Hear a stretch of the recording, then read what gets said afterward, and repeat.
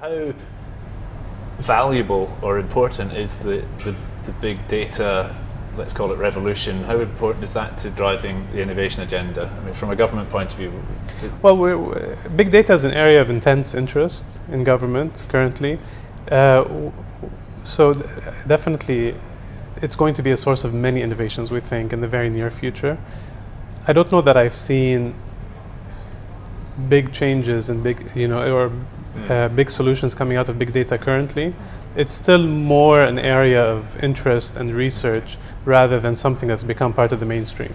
Okay, so to deliver this continual improvement and measuring oneself, you don't necessarily have to have the latest technology. Not at all, yeah. And I guess from a manufacturing point of view, big data has this other role of optimization of your machinery and things like that. Not only that, Richard, but also in my particular field with health and safety, for example, we have a number of statistical models. It's just not data. I think the word data, I personally don't like it. Okay. The first step is you just convert it into a piece of information, an actionable information, and then you start getting some insights from that data as, okay, this has happened, now this will happen.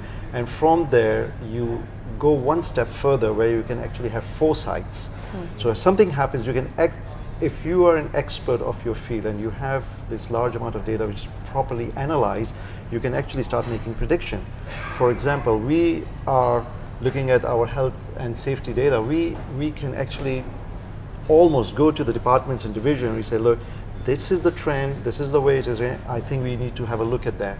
And can I ask on that? Sure. So it's my experience, and also we've had in various discussion shows about the skills required to analyze data. So you can generate data and you can create spreadsheets. And that's why but actually that's not the answer. Interpreting it is a skill and an attitude. It is a skill, but you also have to have proper statistical models in which you put them in and it reveals itself what it is.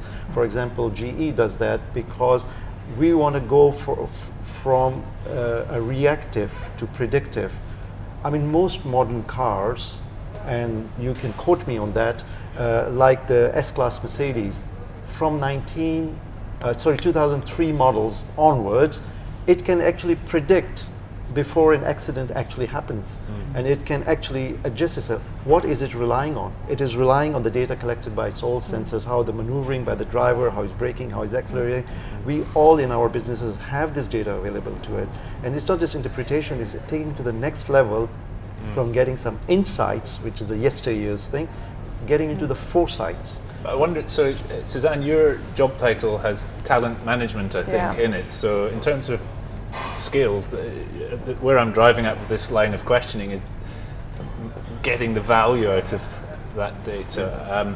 Is this an area of talent shortages at the moment? I mean, how important is this? I think when it comes to finding people who are capable of carrying out these trend analysis, there are some very set statistical models that you can go to, like Monte Carlo analysis, where even when it comes to productivity in the manufacturing environment, you can go back to exactly, as Salman says, you can take what's happened in the past and predict where the trends will move in the future.